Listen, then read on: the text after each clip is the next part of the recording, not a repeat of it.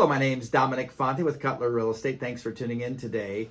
In the economic atmosphere that we're in, economic slowdown's big talk on every channel, every news cycle, every headline. And in the real estate arena, if you've been around long enough, you have a flashback of the crash of 2008, which was really a bad time in real estate for many of us. Anyhow, so what's really happening? So let's talk about the economic slowdown.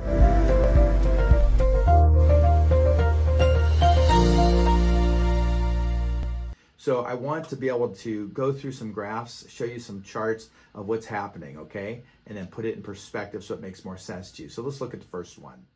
So the mortgage rate recessions of the past 6 recessions. Now, they're saying we're not in a recession yet. They have to wait for the other quarter to finish so they can decide if we have 2 consecutive quarters of decline, which of course we're gonna have. I can bet you money on that one.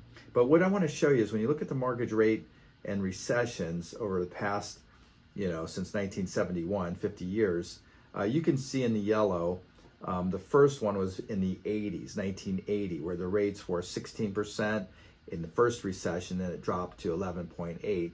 So what they're trying to represent here is show that every recession, the Fed is raising those rates to stifle the market, which they're doing, and housing is an important part of the economy because a lot of things happen when you buy a house. So in 1981, the rates went to 18%, and then they started stimulating the economy and brought them down to 13. And then in 1991, when we had the next recession, the rates were 11%, and then they gradually lowered them to 8.8 to stimulate the economy. And they do this every time. This is the last 6 recessions you can see. 2002, the rates went up to 7.4, they dropped them to 6.8, and then again in 2009, they had a 6% interest rate, dropped it to 4.9, and then here we are, pandemic, it was 3.8, they dropped it to 2.8. So the last 6 recessions, that's what you're gonna see. Now, when you look at the mortgage rate and recession chart, you can see it pretty much spells it out. How many months of duration did we deal with? And so look at 1980. We had a 6-month duration of the downturn before they dropped those rates. And then in 81, 82, it was 1 year and 4 months. And of course, in the 90s, it took about 8 months to get through that recession. Early 2000, 8 months. And then the Great Recession, they say a year and 6 months, but I can tell you it was a bit longer than that.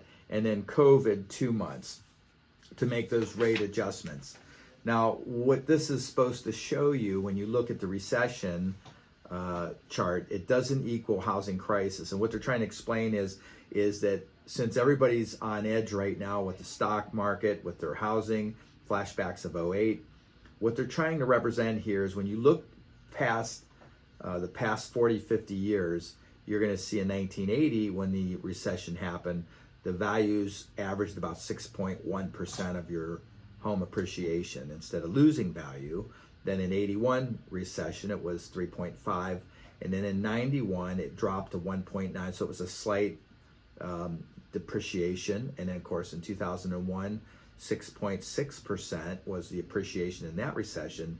And then the one that pretty much punched the air out of everybody's stomach, which was in 2008, there was an average of 19.7% drop. So that was the one out of the 6 that really leaves that impression in your brain. And then of course in 2020, which is the pandemic, there was a 6% average appreciation right there.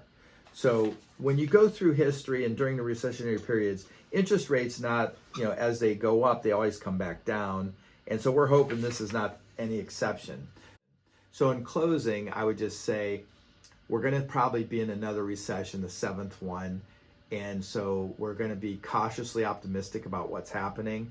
I'll keep informing you every step of the way of what's happening. I'm going to do a few more videos that are going to talk about supply, demand, interest rates, and what's really happening. And this is a good time to buy still. Thanks and take care.